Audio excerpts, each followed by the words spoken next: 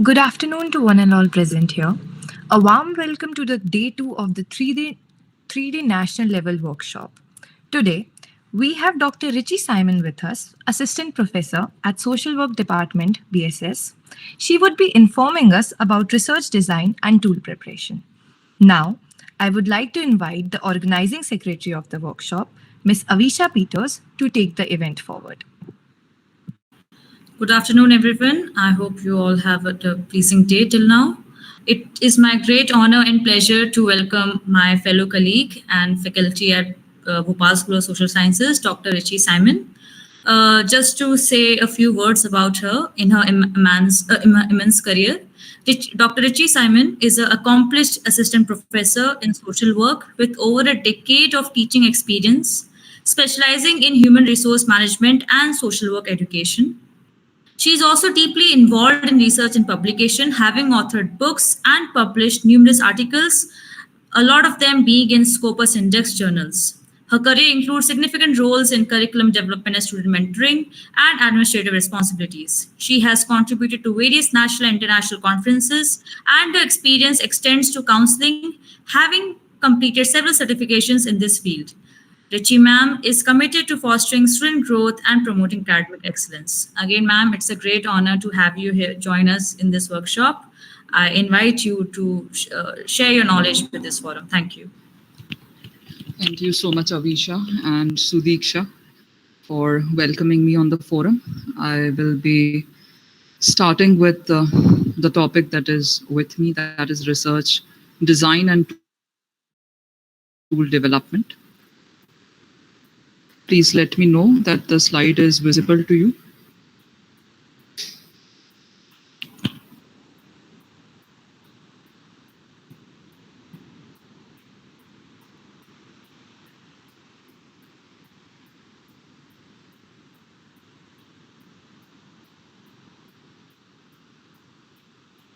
Is it visible?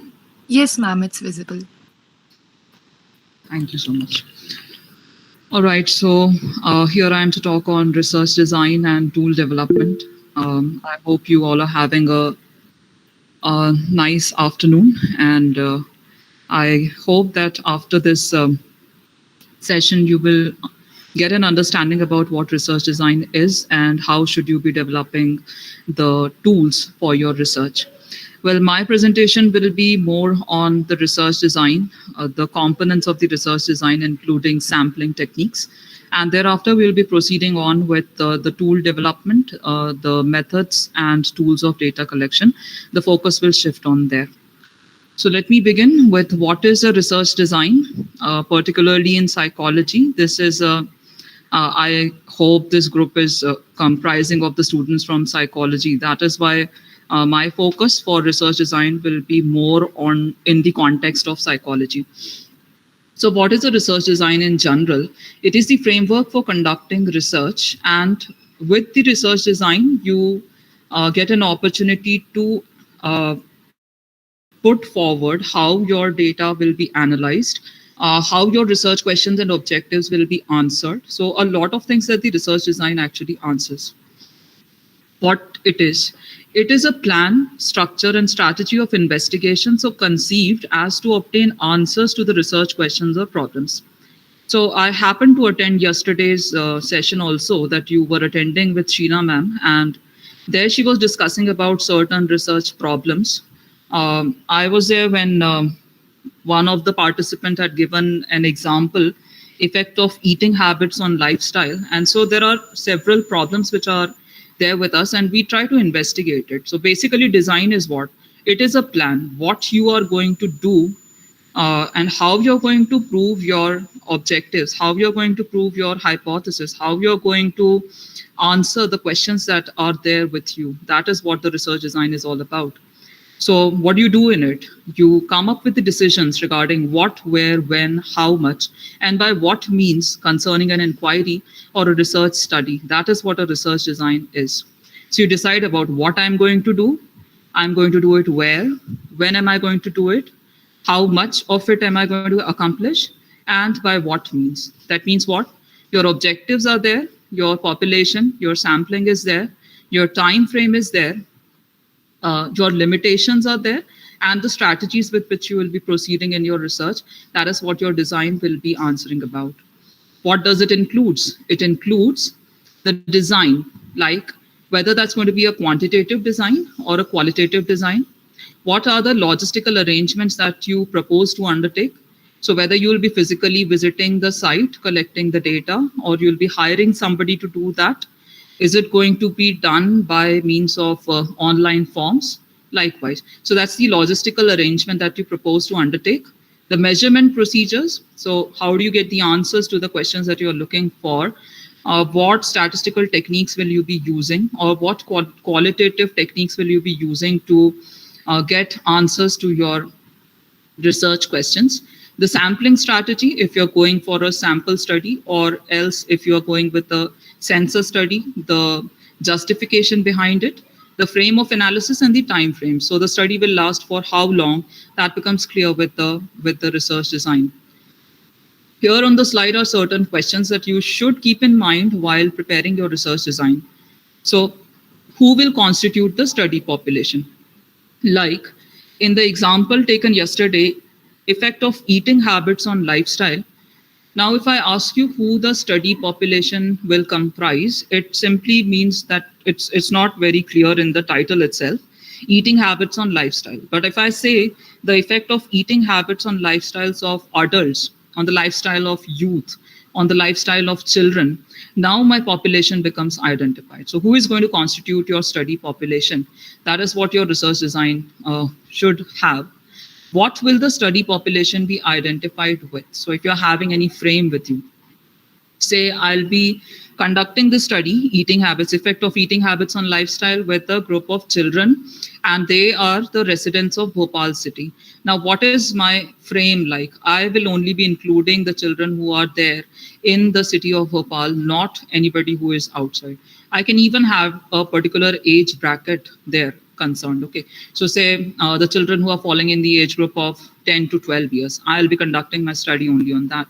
So how will the study population be identified? How do I know that this is my population? Will this be a sample or a whole population? So whether you're going ahead with a sensor study or a sample study, if you are going ahead with a sample study, then how will you be contacting the concerned respondents? So are you physically approaching them? Are you drafting a form? Are you hiring somebody to contact the samples of concern? Whether you will be seeking in consent and how you will be seeking consent, since it is a group of psychology students that I'm addressing. So consent becomes a big deal if you're carrying on research. How are you going to take consent? What method of data collection will you be using and why? So if I'm going ahead with a questionnaire, so why am I using a questionnaire? Why am I using an interview method? Why am I using observation method? Okay, so the justification to that will also be a part of your research design. In case if you are proceeding ahead with a questionnaire, how the responses are supposed to be returned. So is it that the respondent will be mailing the responses back to you, or they will be writing an email to you, or somebody will go to them and collect it, or you yourself will be collecting it back? How should the respondents contact you if they have any queries? So if you are proposing a research study and the respondents have some queries pertaining to your work, where should they contact you? How should they contact you? So are you providing them with a number? Are you providing them with an email? Are you giving them a tenure within which they can withdraw from the study? Okay, so if they have any query, if they want to step out of the study, how to do it, that should be a part of your research design. In case of interviews, where it will be conducted. So are you going to the field? Are you going to the respondent and taking their interviews? Or is it that you are calling the respondents to a particular place and conducting the interviews? So that should be defined in your research design. And how are you going to address the various ethical issues if they arise then? So all of this is a part of the research design, and we will be taking a look at it. What are the steps of research design? So if you really have to make a research design as a part of your proposal, and you have to submit it, I believe that some of you might be taking up some research initiatives. Do we have students coming up with research papers, or you need to carry on research? We have the final year students here.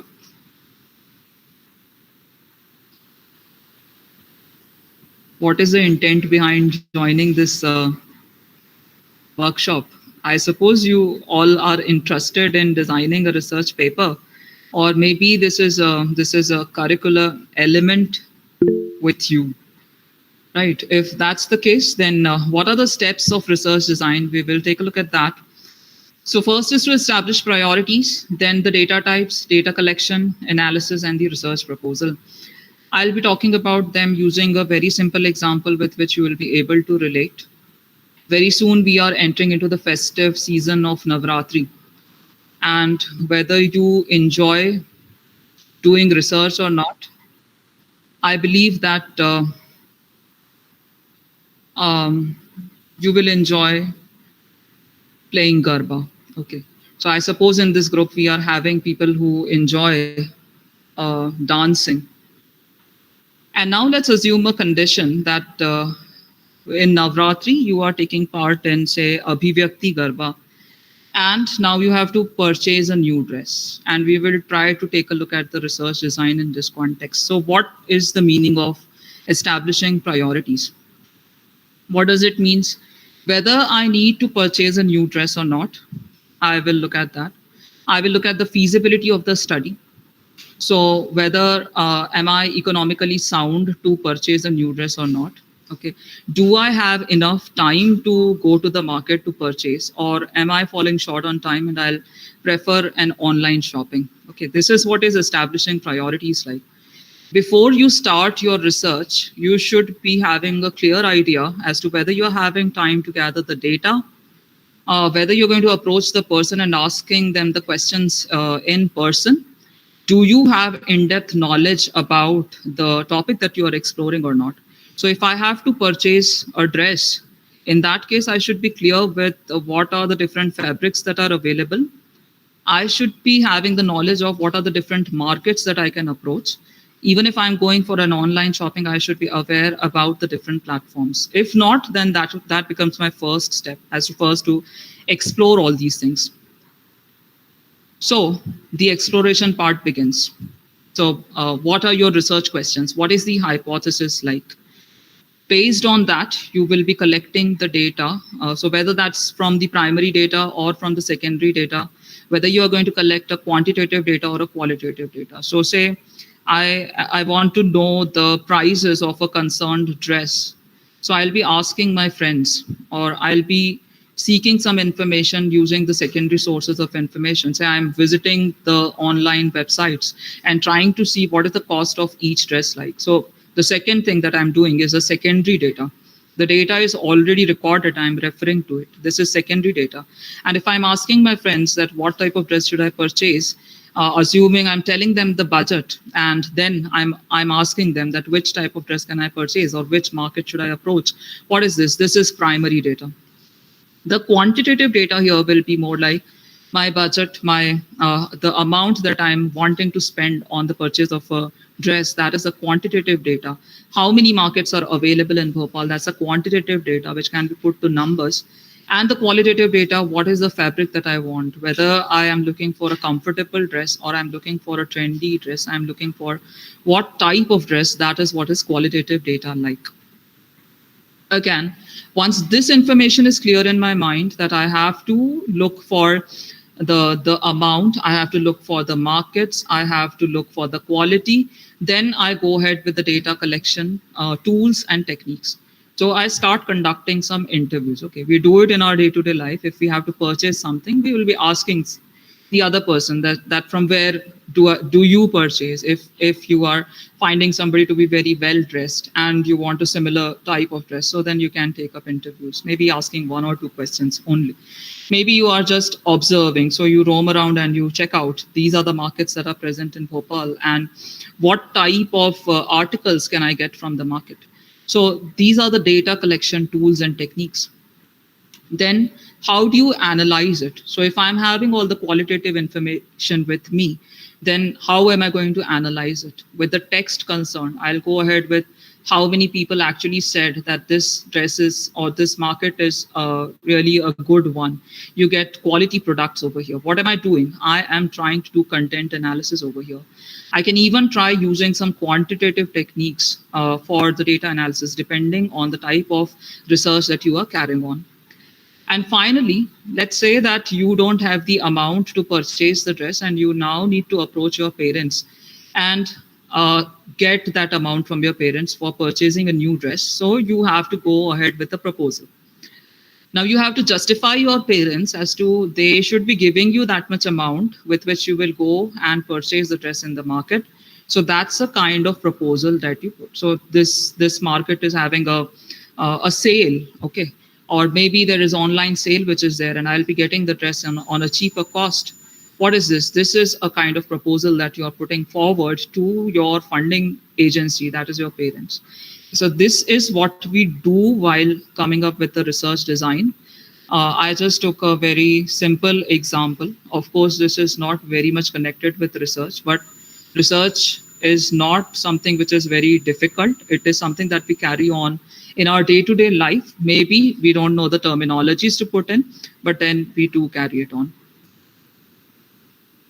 So I'll proceed on with the types of research design and the major ones which are used in the domain of psychology. I will be emphasizing more on them, and then I'll be introducing with certain research designs further, which if you want, you can explore them. So let me proceed on with the first design, that is experimental design.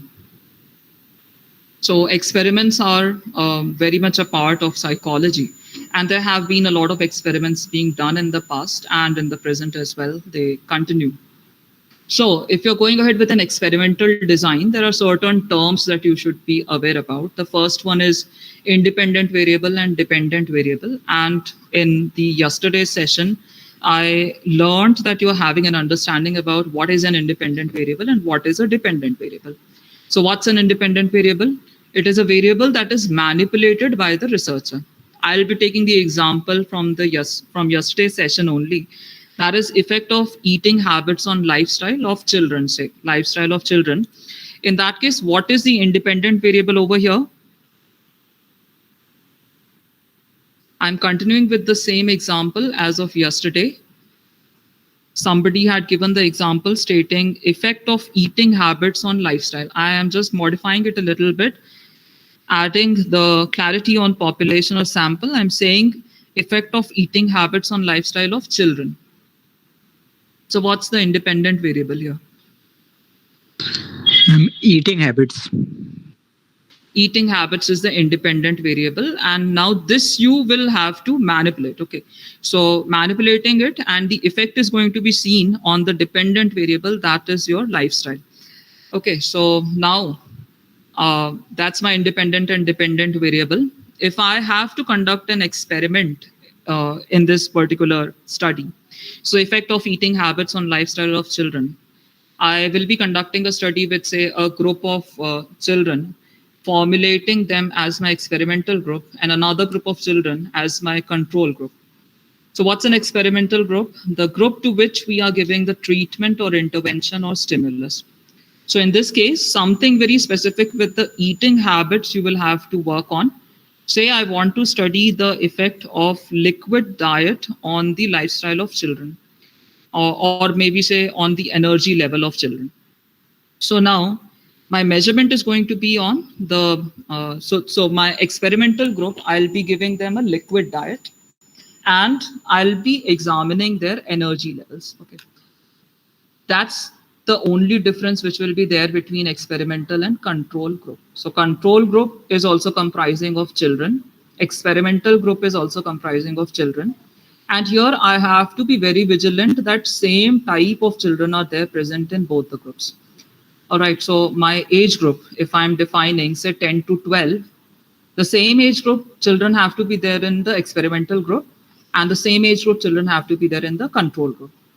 I cannot have all the children with some physical illnesses to be present in my experimental group and all the healthy children to be there in my control group, or vice versa. I can't do that. I have to match the experimental group and the control group. So if I am having physically fit persons in the experimental group, I need to have physically fit persons in the control group as well. Okay, so they have to be alike in terms of age, in terms of the physical health conditions, in terms of mental health conditions, in terms of their dietary habits. Okay, so they have to be alike. The only difference that I'm bringing in is, say, one group is administered with a liquid diet and the other group is free to do it. So that's the only difference which I will be measuring. Now, this is my treatment, my intervention, or the stimulus that I'm administering to the experimental group. They will rely only on the liquid diet, and the control group is free to have whatever they want to have. After a concerned time, I will examine the energy levels, and I'll try to understand whether there is a change that I'm finding with the experimental group and the control group. So if the energy levels of the experimental groups have gone high as compared to the control group, either remaining constant or they are decreasing, in that case, I can say that my experiment has proven that liquid diet results in more energy levels. Okay. So what is an experimental group? The group to which you are giving your treatment or intervention or stimulus. The control group is the one that is not receiving any kind of manipulation, not receiving any treatment intervention. They have to be composed in the same manner. You cannot have differences in terms of composition of the experimental and control group. And here is where we introduce random assignment. So random assignment. I can't be like one child who I know is actually fit and fine. So I'll put that person in the experimental group because I want my experiment to be successful. So here we try to randomly introduce the participants into the two groups. How do you do that? One simple way, say I want to assign somebody to experimental or control group, I'll be tossing a coin. I'll toss a coin and say if heads come, in that case, the person will be a part of the experimental group. And if tails come, in that case, the person will be a part of the control group. As simple as that. So the element of bias in assigning a participant to the experimental or control group is reduced to quite a level. That is what experimental designs are like when you really want to conduct an experiment.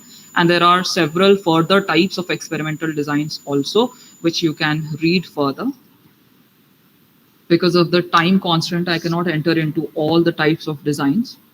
The next one that's a very prominent design again in psychology is the observational designs, where you are trying to observe and you're trying to study a phenomena basically through observation. Okay, so we have three types coming in, three major types. The first one is the naturalistic observation.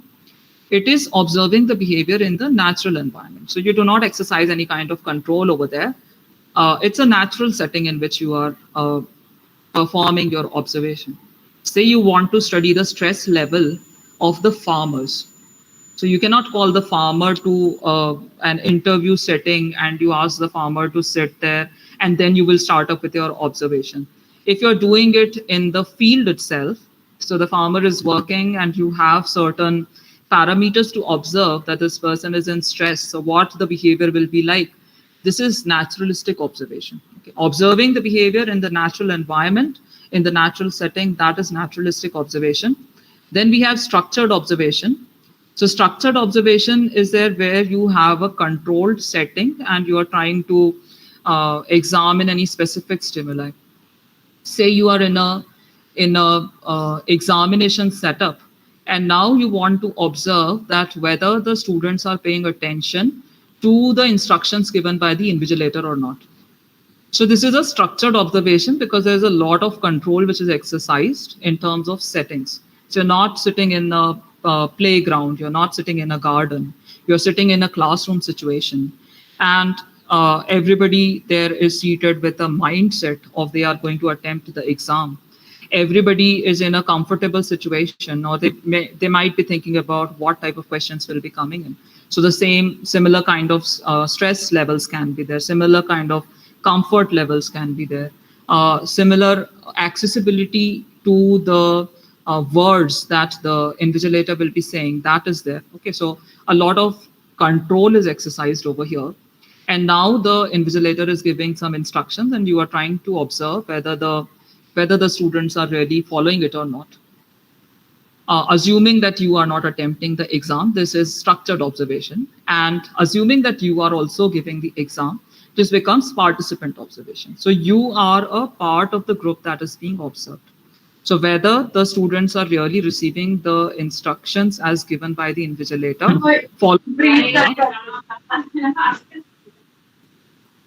is there a question?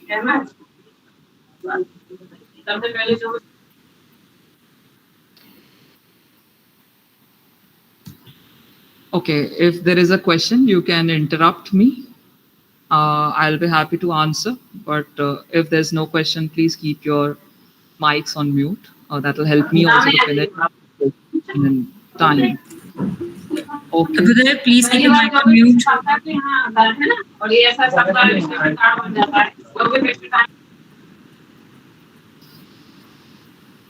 All right. So that was observational design. Moving forward to the next one, that is qualitative designs. So qualitative designs where we are not really bothered about the numbers, but rather the things that cannot be put to numbers. So there are ways to carry on qualitative design as well.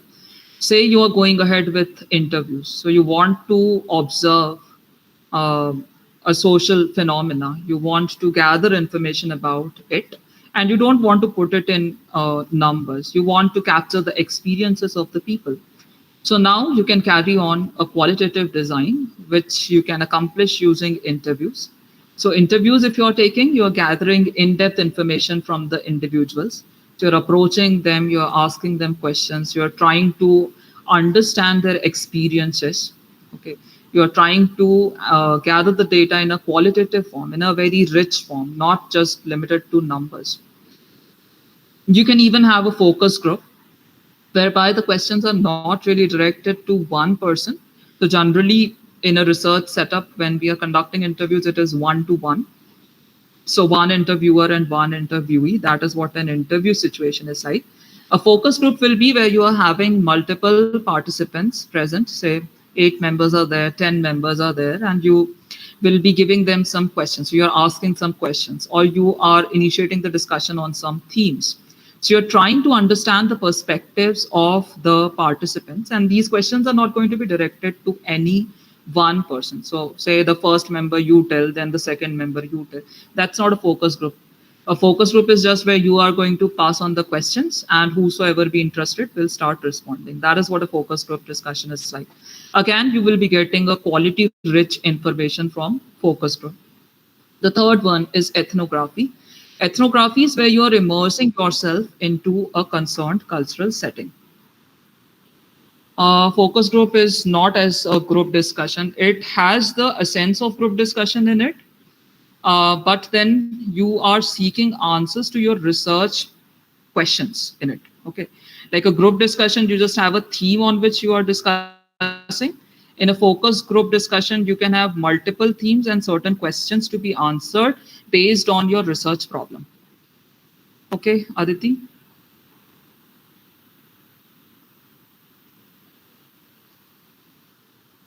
A group discussion basically is about, say, you are not assessing the answers to any research question. What is a GD for? Maybe you are assessing the way in which people interact, okay, their leadership skills. Your focus is going to be different while conducting a group discussion. But then a focus group discussion, if we are proceeding on with, the idea is to get answers to our research questions that you have in place. You are not assessing that how do people actually interact in a group situation. Rather, the focus is whether you're getting answers to the research questions that you have or not. Okay. The third one is ethnography. Ethnography is where you are immersing yourself into a cultural setting to understand the norms and practices. So ethnography is where the researcher becomes a part of the lifestyle of the concerned context that you are exploring. So say you want to explore a tribal community, and you go to that village, the tribal village, and you live there for a specific time period. So say you are living there for a month, or you're living there for 6 months, you're living there for an year, and now you're trying to understand the entire cultural practices that are there in the community. So you're not living there, say, I am moving to a tribal village and then I'm residing in a resort. So I enter in and I exit. That is not what ethnography is like. It's like you are living in the village in the similar situation, in the similar kind of houses. Maybe you are living with one of the tribal family, and then you are trying to examine the norms and practices that they are carrying on. Okay, ethnography can also be practiced in the medical or psychological settings. Say you are becoming a part of so you're spending your time in a rehabilitation center, say. Okay, you're conducting an internship and you are then trying to observe the kind of treatment which is given to the inmates of rehabilitation center or in any correctional setting. You are there and then you get to observe the things better. Okay, that is what an ethnography is like. Generally it is to understand the norms and practices, but then whatever are the living experiences of the persons, if you're trying to capture that by living them, that is what ethnography is like. There are certain other types of research designs as well, which I will be talking in very brief. So we have the correlational designs. These are generally the quantitative designs now. So correlational designs are those designs whereby you are trying to recognize the trends and patterns in the data. However, we are not trying to prove the causes behind these observed patterns. Okay, so you can say that there is an effect on the lifestyle because of the eating habits, but you don't say that there is a positive effect of it or this is causing. Okay, so eating habit is causing a good lifestyle or eating habits are resulting into a poor lifestyle. You do not give any kind of direction. You're not trying to prove any cause through it, but you are trying to associate the how the two variables under study are related. So what is the trend? What is the pattern in the data? That is what you are trying to capture. You are not trying to prove the causes behind the observed patterns. That's a correlational design. We have the descriptive designs in which you try to describe the status of an identified variable. So whatever be the variable, say I want to just study the eating habits of the children in Bhopal city. In that case, I can take it as a descriptive design. So what is the current status of an identified variable? So what are the eating habits that are present in the children of Bhopal? That's a description I am building upon. Okay. And in the descriptive designs, I may or may not begin with a hypothesis, but generally I will be ending up with a hypothesis. That happens for descriptive as well as exploratory designs. We may not begin with a hypothesis in the beginning with the descriptive design, but we may end up with a hypothesis later down. Explanatory designs are those designs which are looking for the causes. So why something is happening, how something is happening, and particularly when you do not have enough information available for them, then you carry on explanatory design. So you're trying to explain this particular phenomena is because of whatever factors concerned. That's what an explanatory design like. If you are conducting a study on something which is very new, okay, so there is not enough information present. So for example, say during the COVID-19 times, if you are initiating a study on COVID-19 as one of the parameters, and maybe you are trying to analyze the mental health status in COVID-19 lockdown. Now, when this lockdown happened, so say you are conducting this study you conducted the study in 2020, right? So then it will be of an exploratory nature. So you do not have much information present, prior information present, and then you are conducting the study. This is exploratory. Okay. So explorations will happen when the topic is quite new or your setting is quite new, then it may be an exploration. Then we have the cross-sectional designs and the longitudinal designs. So cross-sectional simply means you are conducting the study at a single point in time. Now, the single point in time doesn't really means that in a minute the study will be over, or I'll be collecting the data in one day, and so that is a cross-sectional design. A single point in time can mean say I am going to collect the data for 1 month. Okay, so single point in time can mean say I am going to collect the data for once, which is taking 1 month time, or maybe it is taking 10 days time. This is a cross-sectional design. So I'm not going to repeat this in future, or I have not done it in the past. This is a cross-sectional design. Against this, we have the longitudinal design, which simply means that you are going to repeat this same thing. Okay. So supposing if I am to study the eating habits of children, in that case, I am conducting a study today. I'm gathering the data for 1 month. And then after 5 years, I want to see whether there is any change in the eating habits of children or not. So with the same respondents, I will be capturing this data again, say 5 years later. With the same tool, I'll be administering to the same persons. This is what is a longitudinal design like. So particularly what type of longitudinal design? This is prospective longitudinal design, something which is taking us to the future. So I'm conducting the study today, and 5 years later, 10 years later, I am repeating the study with the same participants. I can also have this type of study in a retrospective manner, which means to look behind. So now if I'm conducting a study today, say I want to analyze how the people who have survived a war situation, so what was their feeling, what were their emotions at the time when they survived a war situation and 3 years later. So I'm not interviewing the persons right now after immediately after the war situation, but there is a time lapse which has happened. So say 5 years later, I decided that I want to conduct a study to capture the experiences of the war survivors. Now, this can take the form of retrospective longitudinal designs. So from today, I will ask them to reflect back. So 3 years later, 3 years prior or 5 years prior, how did you feel? What were your emotions? I am trying to take them back into the time. This is what is retrospective. So 3 years prior, what was their condition? And today, what is their condition? This is retrospective longitudinal design. So when you travel back in the time, you are trying to capture something which has happened in the past. This is retrospective longitudinal design. And if you are conducting this in the future, so today you have conducted the study, and 3 years, 5 years later, again, you will be conducting the study. That is a longitudinal, prospective longitudinal design. I would also like to talk about the framework, because this will give you an idea about what your research is all about. Okay, if you understand the theoretical framework and the conceptual framework, it will be very easy for you to formulate your research questions, your objectives, your hypothesis.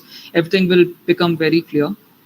Again, in yesterday's session, I could come across somebody to be asking what a hypothesis is, right? So what is a hypothesis? I'll try to capture it through the conceptual framework example that I'm having there on the slide. What's a theoretical framework? It is simply the theories that with which you are designing your tool, which is inspiring you to carry your study. That is your theoretical framework like. It is a theory that can be applied to interpret and understand the data in your research study. And these are not the established theories, say Adam Smith's theory or say Freud's theory. I am not talking about theories like that. I'm talking about something that has been proven in the literature as the theoretical framework. Okay. So there are popular theories which will help you to understand what you are trying to do and what variables should you study and how they are connected to each other. The answers to it you will be getting in the theoretical framework. So that gives you an idea about what your conceptual framework should be like. Conceptual framework is nothing but it depicts the factors relationship. So whatever are the constructs in your study, the variables in your study, how are they supposed to be related to each other? What is the research question that you are trying to answer? And what data should you be collecting? Let's move to the example here. On the right side of the slide, we can see so if my studies say impact of social media usage on academic performance among college students with special reference to BSS. So whether social media usage is having an effect over the academic performance of on the college students, on BSS students. Okay, what is the theoretical framework over here? So I tried finding out certain theories which are connected with this title, and I got to learn about self-regulation theory, which suggests that self-discipline and habits are influencing the outcomes. Okay, outcome here is the academic performance. So what is affecting the academic performance? How much self-discipline and what type of habits the students have, that will affect the outcome. Do we have a question here?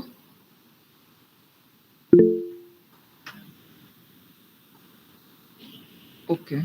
If anybody is having a question, I'm on the slide, so you can just unmute and ask. Okay. The next theory, which I was able to identify, is the social learning theory, whereby individuals learn the behavior and skills by observing and interacting with others in the social environment. So, whether a person is using social media more or less, they will observe in the social environment. So, is it that your brother, your sister, your parents, how much time are they spending on social media? And if the time which is spent on social media is quite high, you tend to learn from that. That's what social learning theory is about. So let's move on to the conceptual framework, the diagram that is there at the extreme bottom right of the slide.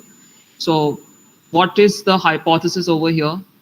There is a significant effect of social media usage on academic performance. So in a way, I'm trying to say that academic performance depends on social media usage. So you can see the independent and dependent variables over here. There are also other types of variables which we can see in this conceptual framework.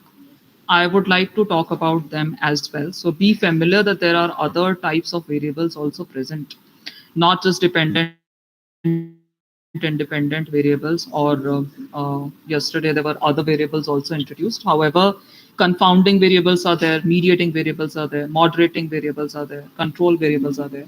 So confounding variables are what? They can affect the independent and dependent variables both. Say the socioeconomic status. So the student is not really rich enough to purchase a smartphone. So they are still using the keyboard, the keypad type of phones. Now the social media usage will decrease. And in a way, this can also affect the academic performance as well, because people might be using social media to share the notes, and that provision, the person with a keypad type of phone, he or she will be deprived of, right? So it has the potential to influence both the variables, independent and dependent variables. These are confounding variables. They are not in your control. So your socioeconomic status, whatever it is, you can work on improving it. Your prior academic achievements, whatever they were, you can work on it. But then at a given instance in time, it will be having its effect on independent and dependent variables both. The other types of variables, we have the moderating variables, which do cast an indirect effect. So say social media usage is going to define your study habits, and your study habits will again influence your academic performance. That's what a mediating variable is like. So social media usage decides your study habits. More social media usage, lesser will be your time involvement for study, and poor will be the academic performance. What is this? This is an indirect effect that is happening. And what's a moderating variable, which can affect the intensity of relationship between the dependent and independent variables? Self-discipline. So you have a strong self-discipline, and you know that I don't have to use social media because my exams are there, they're just coming, so I will stop using social media. So how much self-discipline can you exercise? This moderating variable is something which is in your control. Understand that confounding variables cannot be in your control, but moderating variables, you can control them to a certain extent, making them as moderating variables. Another type of variable which is there in this framework is a control variable. And if you see, the evaluation method or the test type is a control variable. So whether you're spending time on social media or not, the person who is setting your paper will not think about that, okay, so 3 hours or 4 hours or 10 hours, the students are going to spend time on social media. So my test type, I will change it to say only objective type of questions. Or I will put only the easy questions because the students are not paying attention in the class. They are just using social media, or they're too much into social media. So I'll keep the standard of my questions quite low. That's not the case. So control variable is anything which is helping you to assess the final performance. It will not be affected by any factor whatsoever. That is what a control variable is like. So here I am proceeding on with the sampling design.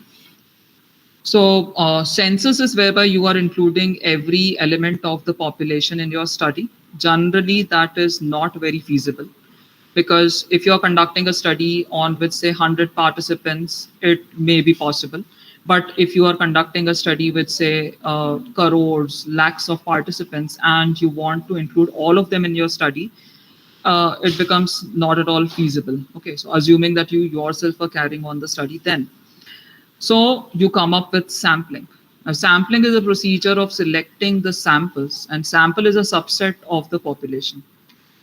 So how do you get to that subset is what sampling design is about. So how do you make your sample to be representative? I'm broadly going to introduce with the sampling techniques. So be familiar with what these types are. And further, there are much more types coming into each one of them. Okay. Abhyuday, you have any question?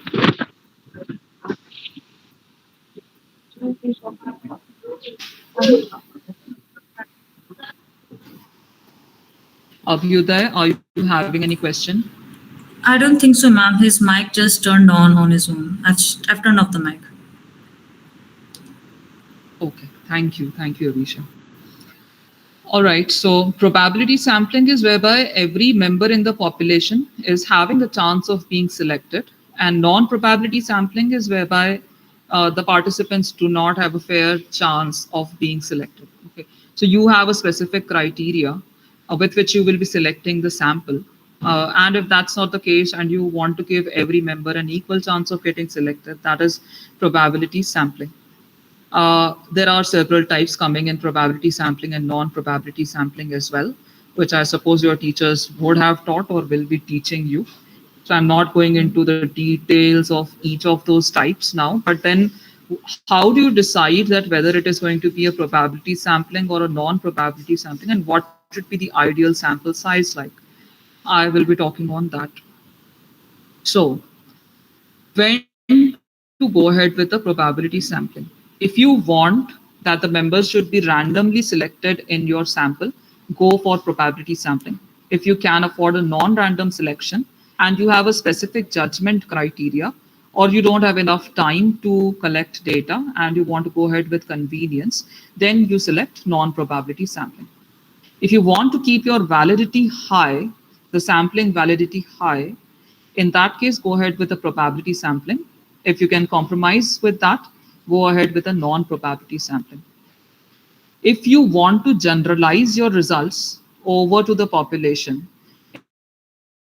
in that case, a better idea to go ahead with probability sampling. And non-probability, you can go ahead when you don't really bother about the results to be generalized over the population. So supposing I'm conducting the interviews with the survivors of the war, I don't have to generalize it over with everybody who has survived a war situation. My intent is not generalization. So I can go ahead with a non-probability sampling over there. But if I'm conducting a study, say I'm doing a market research, in that case, I want to generalize the results over to the larger population, then I should go ahead with the probability sampling.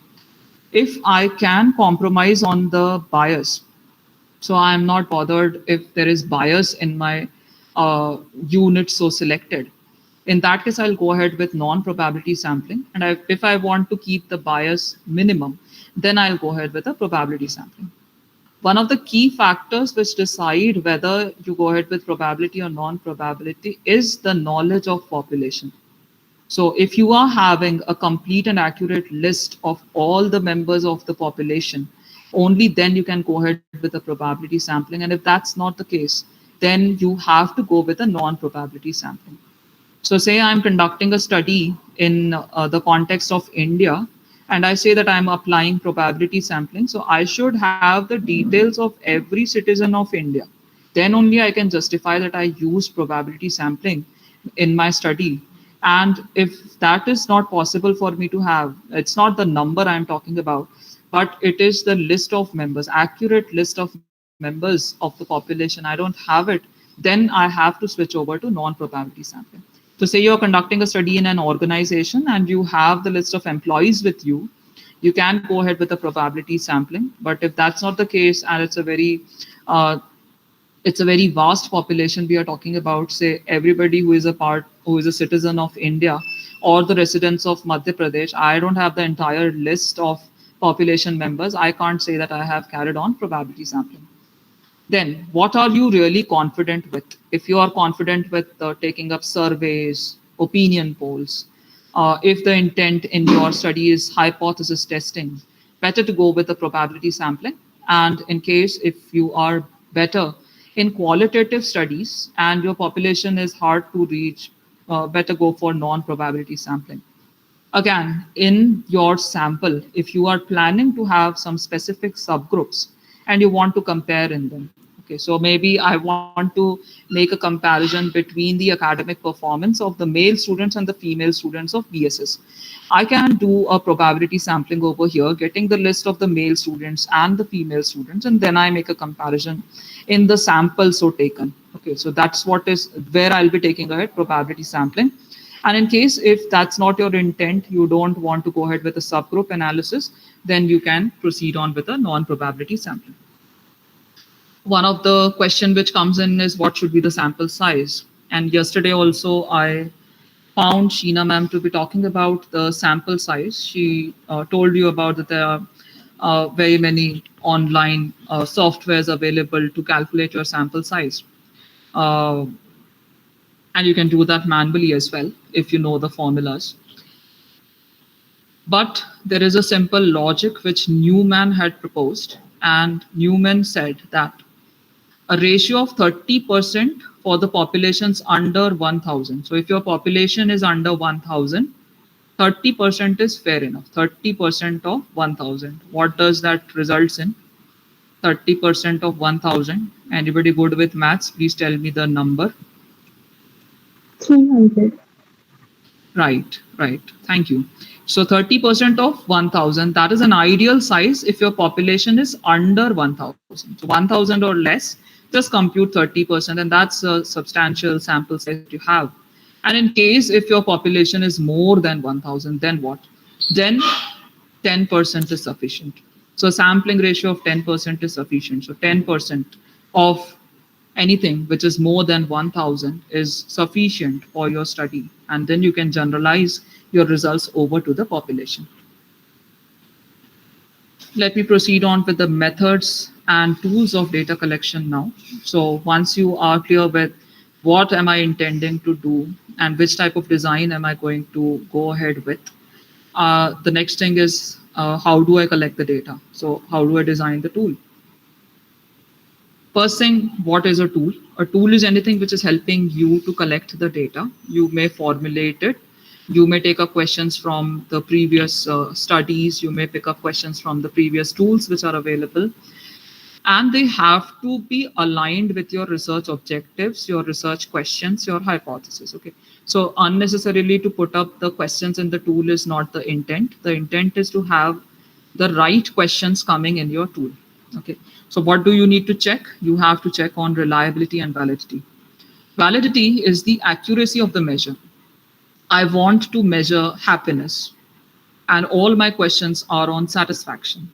So that's not a valid tool. Okay. Validity is about the accuracy of measurement. Do we have a question here?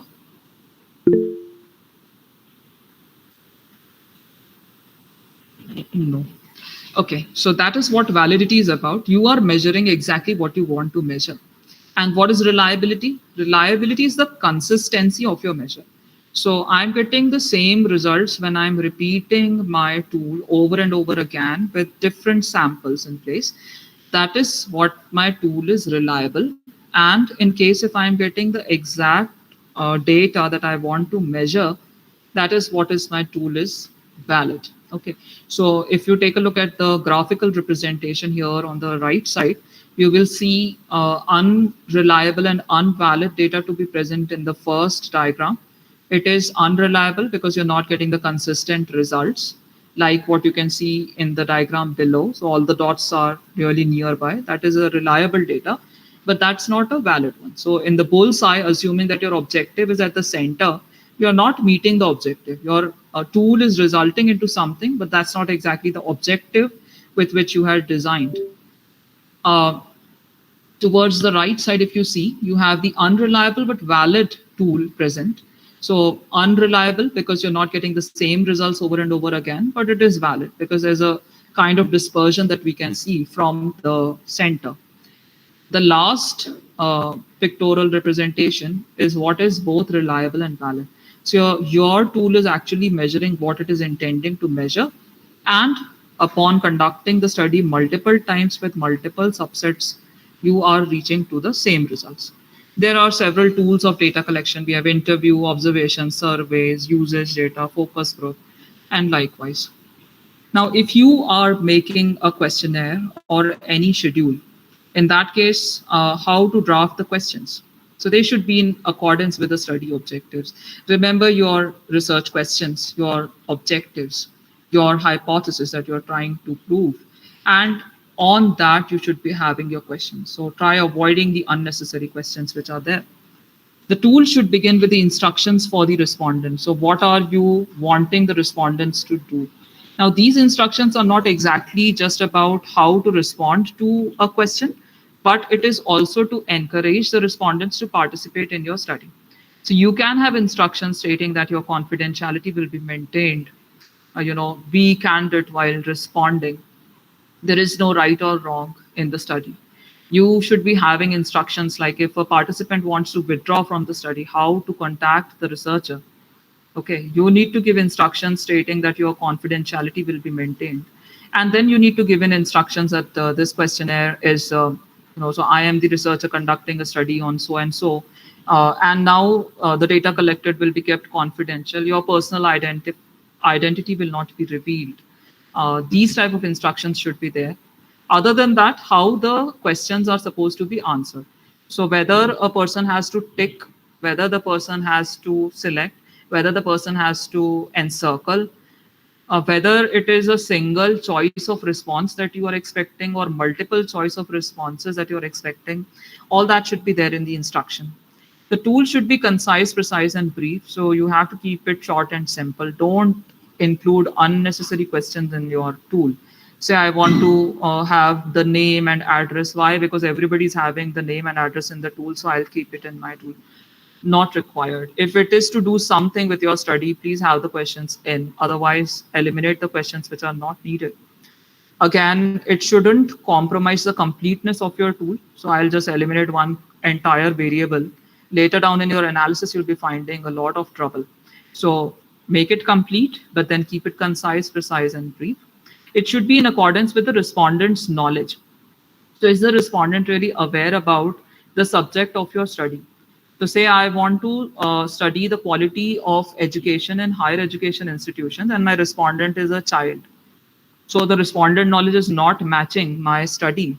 So the tool has to be according to the respondent's knowledge. If the respondent is not familiar with the language, then you need to draft your tool as per the language which is known to the respondent. So the respondent is comfortable in Hindi, please have your questionnaire or your tool in Hindi, not in English.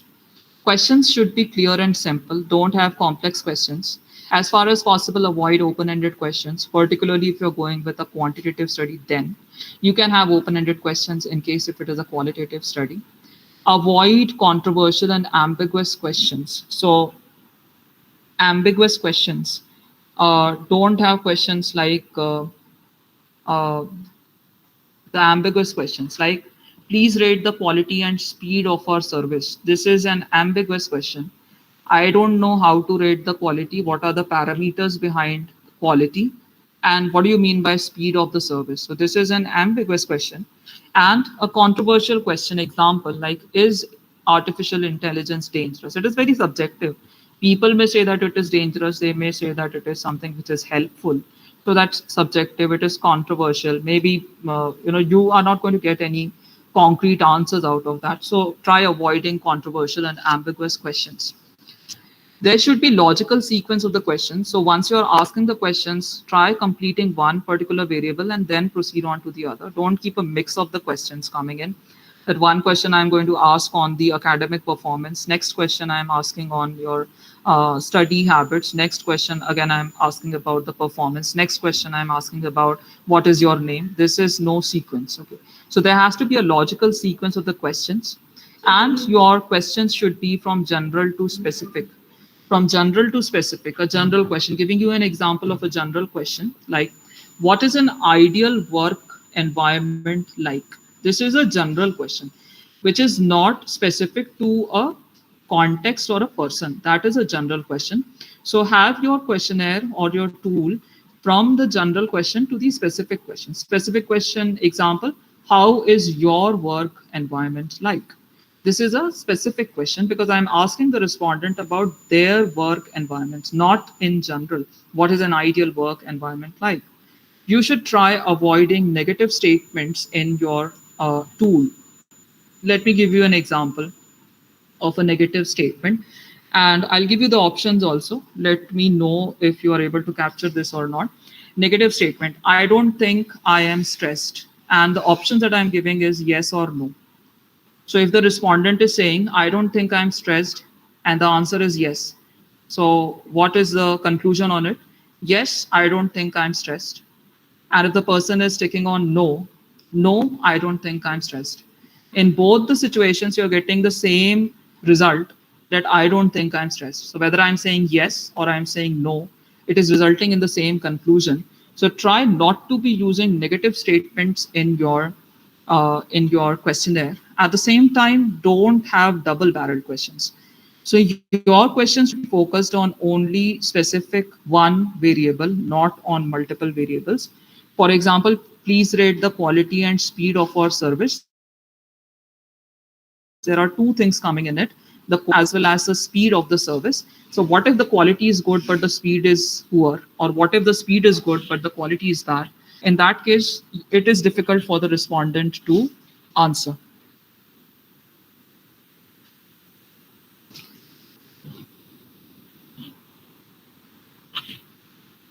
Now, while you are making your tool, there is a question which comes in, that how many questions should be there in the tool. So if I'm making an interview schedule or I'm making a questionnaire, how many questions should be there in the tool? So ideally, there should be 30 to 40 questions. That's an ideal size of a questionnaire. You should not be having more questions in your tool because that will just make it uh, very taxing for the respondents. Understand that the respondent is giving time to you and is contributing to your study. And so unnecessarily to be asking in questions is not what is required. Okay. Now, how do you make your tool? So how do you make your tool?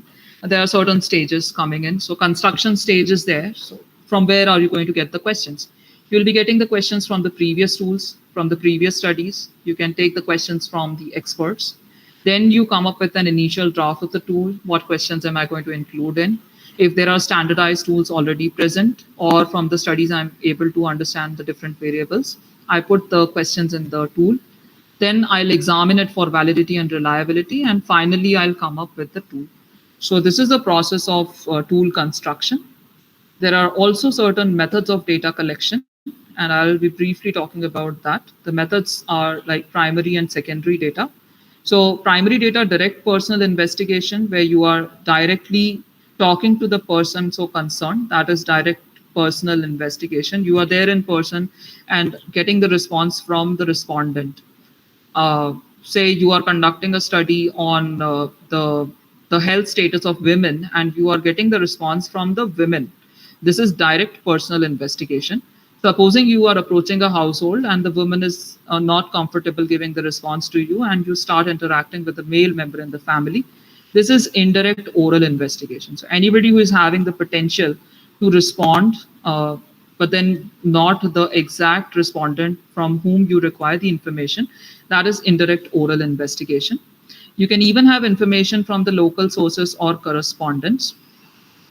So anybody who is a local agent will enter into the place and will be collecting in information that is local sources or correspondence. So you don't travel to the place, but then you hire somebody from the local places and you ask them to collect the data that is from the local sources or correspondence. Information through the questionnaires and schedules. So either you are mailing them, so postal mails, I'm talking about that, or you may be having enumerators method, whereby you are sending a person to collect the data. That is enumerators method. And in today's context, we also have emails or online forms, which generally are being used. If in case you're not proceeding with primary data and you're relying on secondary data, you can refer to the published sources, the government publications, semi-government publications, anything which is published in the journal, paper, newspapers, magazines, okay, on the websites. That's a published source. And there can be unpublished sources also. Say you are collecting the data from the personal diary of somebody. Now that is an unpublished source. So nobody's putting it on the public platform. That is an unpublished source. Again, since this is a group of psychology students, there are certain ethical considerations in research which should be kept in mind. So while collecting the data, you should take informed consent of the participants. So the participants have to be informed about the research, and you need to take the consent of theirs, either in writing or oral consent recorded. That is required. Confidentiality has to be maintained. So in no way the person's identity should be revealed when you are writing your work. And the third ethical consideration is debriefing. So your participants must be informed about the consequences of the research in case any kind of deception is used. So in case if your study is going to result into any potential harm, then what the participants should be doing. And this is what you state after your study is done. So after the study is done, so you are conducting a study on the stress levels, and you conducted a qualitative study whereby you wanted the respondents to live their stressful experiences once again. And now it requires a kind of intervention after your study. What is the intervention? Now some psychologists need to be referred, for further treatment. So how do you handle the stress situation? So that is what debriefing is like. It is required for any kind of sensitive study that you are taking up. So what we have learned about the research design, which is a framework that is used to ensure meaningful data collection and analysis. We tried learning about sampling and the two broader categories of random and non-random, probability and non-probability sampling. How the tools should be made reliable, valid, should be aligned with the research objectives, your hypothesis, and research questions. The methods of data collection, which can be either primary or secondary data. And while considering your design, you should be clear with what type of data are you going to collect, as well as the ethical considerations that are there. How do you take up the consent? How do you maintain confidentiality? And while conducting your study, the objective is not just to get the information for your study, but also the well-being of the participant. So that also has to be taken into consideration of the prime ethical considerations, particularly in the domain of psychology. So I would like to conclude it by saying the success of research lies in thoughtful design, robust tools, and ethical practices.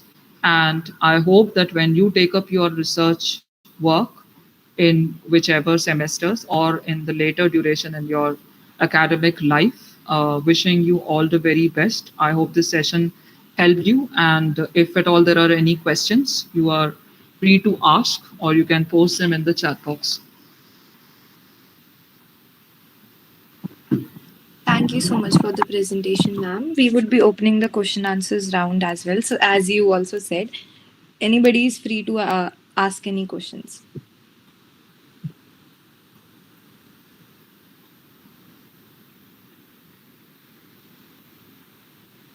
I know this is a lot to take in, but I have tried to keep it as simple as possible and as comprehensive as I could. And I can see that I've exceeded the time as well. But still, if you have any question, how do you create a good research hypothesis? Aditi, a good research hypothesis, first of all, the word good is not good for me, because it's very abstract. Okay. So anything that you're calling in good is pretty subjective. So good can be different for you and for me as well. Research hypothesis, if you are formulating, then try to keep in limited number of variables and read on it as to what type of research hypothesis are you wanting to make. So say you are making a directional hypothesis or you are making a non-directional hypothesis. You are trying to put in the there are different types of hypotheses actually. uh, Relational hypotheses are there. So what do you want to test? So be clear with your variables first of all, and secondly try to have your conceptual framework done. Okay, so make a conceptual framework. First start with your reading and try to understand what the theory is about, what does the literature suggests, and then identify the variables and try connecting them as to this affects the other variable or not. Try to identify what are the independent and dependent variables, what are the mediating, moderating, and confounding variables if you are finding in your study then, and come up with a conceptual framework. Okay. The conceptual framework will give you an idea about how to make a research hypothesis. So I'll move back to the same slide where I had the conceptual framework. And in that, I'll try to explain you what will be a good hypothesis like here. Okay. So here my independent variable is social media usage and my dependent variable is academic performance. Assuming that this is the study that I am proceeding ahead with, one of the hypotheses can be social media usage has a significant effect on academic performance, right? So my independent and dependent variables are there in the hypothesis, and I'm making it a relational hypothesis. So there is some effect of social media usage on academic performance. I can even make a directional hypothesis in it. I can say that more social media usage reduces academic performance. Okay, something like that. Now, what is this? This is giving a direction. So, say my social media usage is increasing, my academic performance is decreasing. So, you can have hypotheses, several types of hypotheses. They can be drafted in the same research work that you intend to carry. So, if you have a clarity on what you are wanting to study, then just see to it what does the literature suggests. Once you start reading, you will identify how the variables are connected, and then you can come up with your research hypothesis. Okay. Yes, Aditi. Okay. Any further questions, anybody?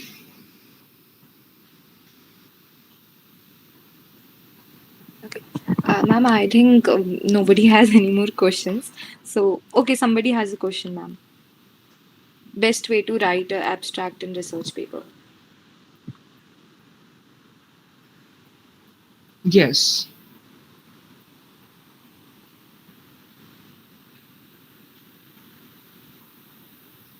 The best way to write abstract in research papers. So abstract again can be structured abstracts. They can be unstructured abstracts. Depending what is the intent with which you are asking the question.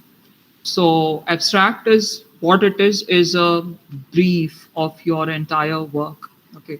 So it will be having things like background. It will be having things like objectives. It will be having things like methodology, your findings, your results, the novelty of your work.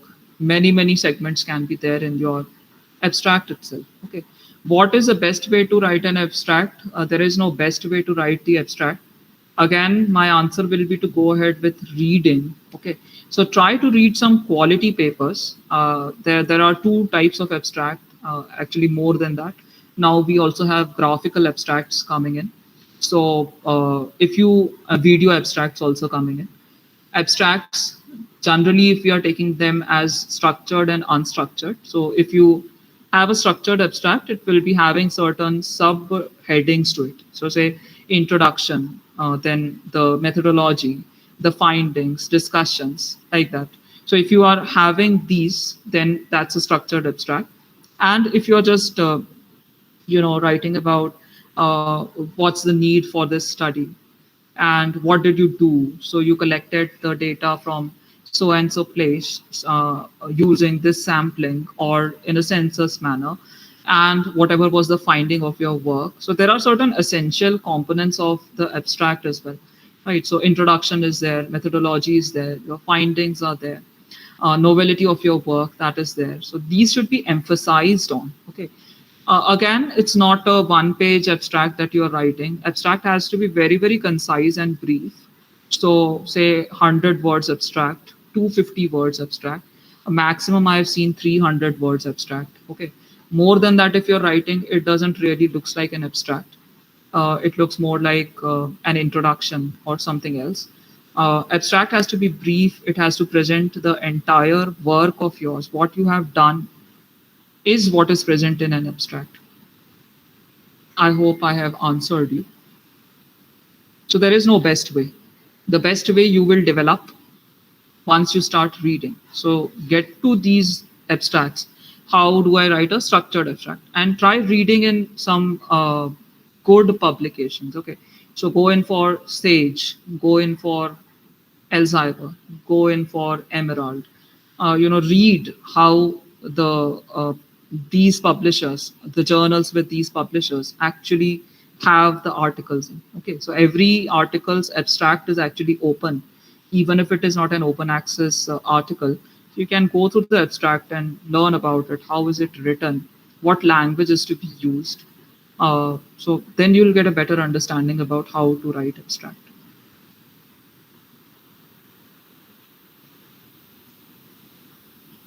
Any other questions? Thank you so much for answering the question, ma'am. If anybody else has any doubts, they can go forward and ask.